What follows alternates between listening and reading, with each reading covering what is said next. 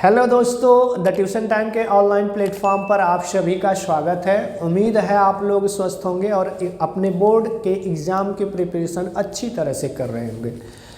जैसा कि हम लोग प्रैक्टिस सेट सॉल्व कर रहे थे अनसॉल्व पेपर, और उसी सीरीज को हम आगे बढ़ाएंगे इस वीडियो में।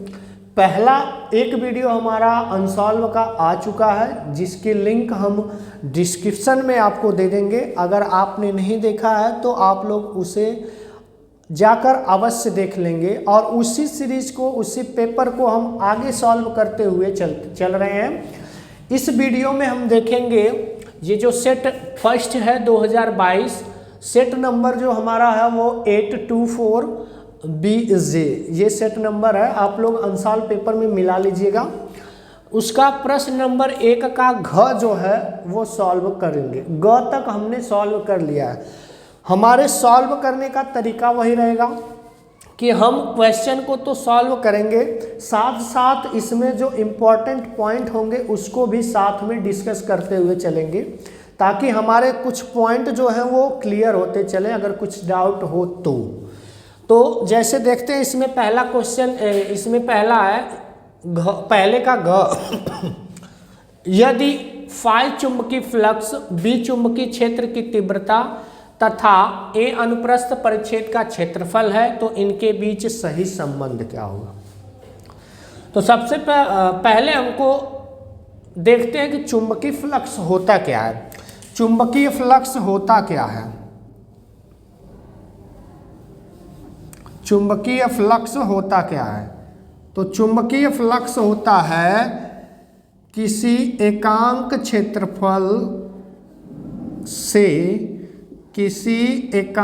क्षेत्रफल से होकर गुजरने वाली चुंबकीय बल रेखाओं की संख्या। मैं यहाँ पर लिख देता हूँ, किसी एकांक अनुप्रस्थ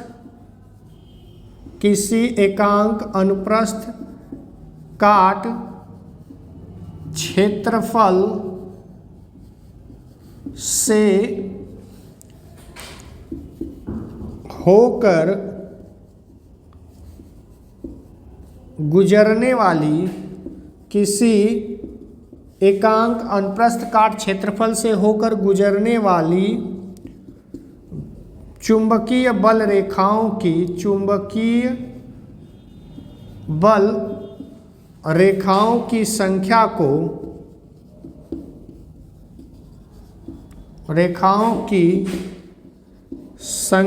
को,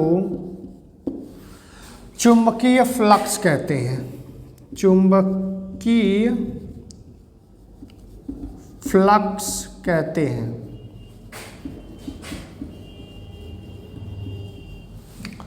अब ये चुंबकीय फ्लक्स जो रेखाएं हैं, यानी ये हमारा मान लेते हैं कि ये हमारा अनुप्रस्थ काट का क्षेत्रफल है जो एकांक है, 1 मीटर स्क्वायर है। ये चुंबकीय बल रेखाएं हैं। अब इस पूरे परिच्छेद से, इस पूरे क्षेत्रफल से जितनी चुंबकीय बल रेखाएं होकर गुजर जाएंगी वो हमारा क्या कहलाएगा? चुंबकीय फ्लक्स। चुंबकीय फ्लक्स का फार्मूला होता है, चुंबकीय फ्लक्स के फार्मूले होते हैं phi equal to BA cos theta. इसका ये मेन फार्मूला होता है, लेकिन यहाँ पर थीटा के बारे में कोई डिस्कस नहीं किया गया। मान लेते हैं कि इस चुंबकीय बल रेखा के लिए अगर इस पर एक लंब डाला जाए तो इस चुंबकीय बल रेखा के लिए ये जो कोण होगा वो थीटा होगा। तो यहाँ पर अगर कोण थीटा है तो उसके लिए BA cos थीटा जो इसकी वैल्यू होगी, लेकिन अगर यह इसके लंबवत, इस क्षेत्र के लंबवत ही अगर चुंबकीय बल रेखाएं जा रही हैं, गुजर रही हैं, तो थीटा की वैल्यू हमारे पास क्या हो जाएगी? 0। थीटा की वैल्यू 0 होगी तो phi is equal to BA और cos 0 होगा। cos 0 का मान कितना होता है? cos 0 का मान होगा 1, तो ये हो जाएगा phi is equal to B A dot into 1, यानी कि फाई इज इक्वल टू हो जाएगा B A, phi is equal to हो जाएगा बी ए। अब संबंध हमारा ये आया है, अगर इसमें देखा जाए phi is equal to B upon A, गलत है। A is equal to B dot phi, ये भी गलत है। बी बराबर फाई डॉट ए, ये भी गलत है, क्योंकि अगर बी को इधर लाएंगे या बी को वहीं पर छोड़ेंगे तो फाई अपॉन ए आएगा, फाई अपॉन ए, या इसी को लिख सकते हैं B is equal to phi upon A, इसी को लिख सकते हैं फाई अपॉन ए, जो हमारा किस में है, ऑप्शन नंबर 1 में है। ठीक है, उम्मीद है ये एक्सप्लेनेशन आप लोगों को थोड़ा बहुत मदद जरूर किया होगा। आइए देखते हैं इस सीरीज का अगला क्वेश्चन। आइए प्यारे दोस्तों देखते हैं क्वेश्चन नंबर 2। क्वेश्चन नंबर 2 में क्या है, अवतल दर्पण के मुख्य अक्ष पर ध्रुव से 30 सेंटीमीटर की दूरी पर स्थित वस्तु का प्रतिबिंब वस्तु पर ही बनता है, वस्तु का प्रतिबिंब वस्तु पर ही बनता है, दर्पण की फोकस दूरी क्या होगी। क्वेश्चन में अवतल दर्पण है, अवतल दर्पण के मुख्य अक्ष, इसमें जो पॉइंट है, कुछ पॉइंट को हम लोग ध्यान में रखते हुए चलते हैं, इनकी डिफिनीशंस होती है। मुख्य अक्ष क्या होता है, मुख्य अक्ष होता है ध्रुव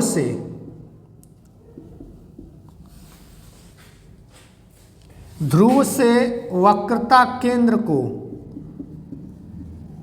ध्रुव से वक्रता केंद्र को मिलाने वाली सीधी रेखा को मुख्य अक्ष कहते हैं। ध्रुव से वक्रता केंद्र को मिलाने वाली सीधी रेखा को क्या बोलते हैं, मुख्य अक्ष कहते हैं। मुख्य अक्ष पर 30 सेंटीमीटर दूरी पर, मुख्य अक्ष पर 30 सेंटीमीटर मान लेते हैं, अभी ये डिसाइड नहीं है, मान लेते हैं कि यहाँ से 30 सेंटीमीटर दूरी पर कोई प्रतिबिंब रखा गया है। 30 सेंटीमीटर दूरी पर प्रतिबिंब रखा गया है, ये हमारा प्रतिबिंब है। आगे, वस्तु का प्रतिबिंब वस्तु पर ही बनता है, इसका जो ये हमारी वस्तु है और ये हमारा बनेगा प्रतिबिंब। तो जो वस्तु का प्रतिबिंब वस्तु पर ही बनता है, तो ये वस्तु है, वस्तु का प्रतिबिंब वस्तु पर ही बनता है। तो हमने पढ़ा होगा, आप भी पढ़े होंगे कि ऐसी कंडीशन कब आती है अवतल दर्पण में, ऐसी कंडीशन अवतल दर्पण में कब आती है, कब आती है, जब वस्तु को ध्रुव पर, जब वस्तु को वक्रता केंद्र पर रखा जाता है। जब वस्तु को वक्रता केंद्र पर रखते हैं तो वस्तु का प्रतिबिंब भी वक्रता केंद्र पर समान आकार का बनेगा।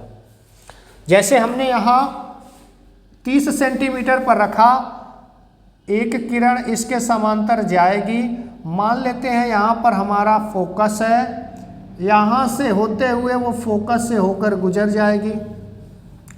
फिर दूसरी किरण जो जाती है वो फोकस से होकर जाती है और ये इसके समांतर हो जाएगी, और ये इसके समांतर हो जाएगी। तो हमारा जो प्रतिबिंब बना है वो यहाँ बनेगा।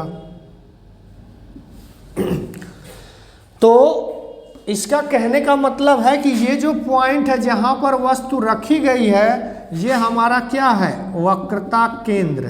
क्या है, वक्रता केंद्र।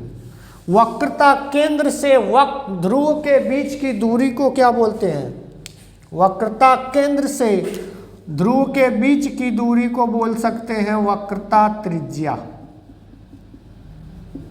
वक्रता त्रिज्या। ठीक है, वक्रता त्रिज्या, यानी जो ये 30 सेंटीमीटर दिया है ये हमें क्या दिया है, वक्रता त्रिज्या। तो हमारे पास फोकस दूरी ज्ञात करने के लिए वन एंड ओनली फार्मूला है क्या, F बराबर R/2, F बराबर R/2, जहां F क्या है, फोकस दूरी बराबर वक्रता त्रिज्या बटे 2, फोकस दूरी बराबर वक्रता त्रिज्या बटे 2। तो हम फोकस दूरी इजीली पता कर सकते हैं। फोकस दूरी बराबर जो है वक्रता त्रिज्या का मान कितना है, 30 सेंटीमीटर बटा 2, यानी कि इसका आंसर आ जाएगा 15 सेंटीमीटर। क्वेश्चन तो आसान है, बस थोड़ा सा लॉजिक इसमें लग गया है कि जब वस्तु को 30 यानी दर्पण से 30 सेंटीमीटर दूरी पर ऐसे रखा गया है कि वस्तु का प्रतिबिंब भी वस्तु पर ही बनता है, तो हमको ये याद होना चाहिए कि ऐसी कंडीशन कब आती है, जब वस्तु को वक्रता केंद्र पर रखते हैं। जब वस्तु को वक्रता केंद्र पर रखेंगे तो उसका प्रतिबिंब वहीं पर बनेगा, यानी कि ये जो दूरी है वो वक्रता त्रिज्या की दूरी है। जब वक्रता त्रिज्या की दूरी हमको 30 सेंटीमीटर मिल जाएगी तो हमारे पास फार्मूला है बराबर R/2, यानी फोकस दूरी बराबर वक्रता त्रिज्या बटा 2। इस फार्मूले को अच्छी तरह से याद कर लो, ये 1 नंबर या 2 नंबर अवश्य देगा आपको। फोकस दूरी बराबर वक्रता त्रिज्या बटे 2, इससे लगभग 100% फिक्स होता है कि एक क्वेश्चन इससे रिलेट करके आएगा। अगर किसी को कोई डाउट है तो कमेंट बॉक्स में कमेंट अवश्य करें। आगे ऐसे ढेर सारे क्वेश्चन आएंगे, उनको भी हम सॉल्व करते जाएंगे ताकि कोई भी डाउट आपका ना रह जाए। आइए देखते हैं नेक्स्ट क्वेश्चन। नेक्स्ट क्वेश्चन है प्रश्न नंबर 2 का ख। इस क्वेश्चन में पूछ रहा है कि 40 सेंटीमीटर फोकस दूरी वाले अवतल दर्पण की वक्रता त्रिज्या ज्ञात कीजिए। 40 सेंटीमीटर फोकस दूरी वाले अवतल दर्पण की वक्रता त्रिज्या ज्ञात कीजिए। तो थोड़ा हम लोग डिटेल में समझ लेते हैं कि ये फोकस दूरी वक्रता त्रिज्या डिसाइड कैसे होती है। तो सपोज मान लेते हैं कि ये हमारा अवतल दर्पण है,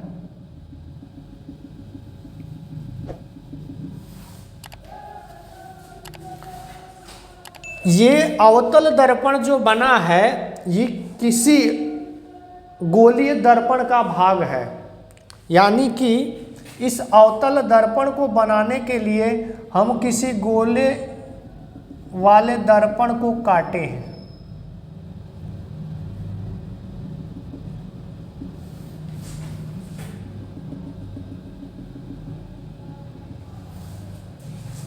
इसका मतलब ये है कि अगर ये गोला है तो इसका कोई एक केंद्र होगा,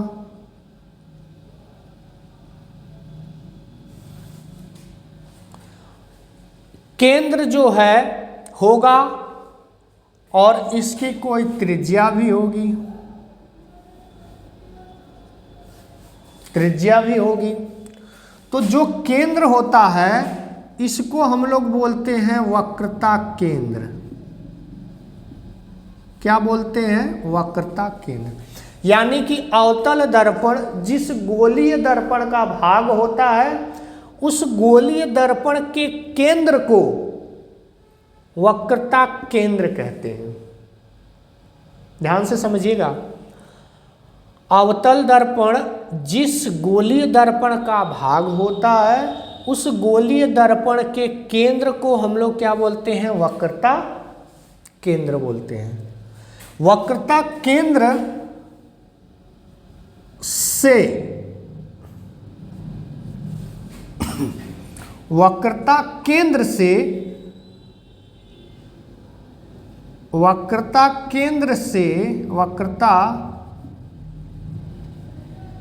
केंद्र से यहाँ पर ये जो पॉइंट है इसको हम लोग ध्रुव कहेंगे। वक्रता केंद्र से ध्रुव के बीच की दूरी, ध्रुव के बीच की दूरी, वक्रता केंद्र से ध्रुव के बीच की दूरी वक्रता त्रिज्या कहलाती है। वक्रता त्रिज्या कहलाती है। वक्रता त्रिज्या, वक्रता केंद्र से ध्रुव के बीच की दूरी जो होगी वो वक्रता त्रिज्या कहलाती। और वक्रता त्रिज्या का जो आधा भाग होगा,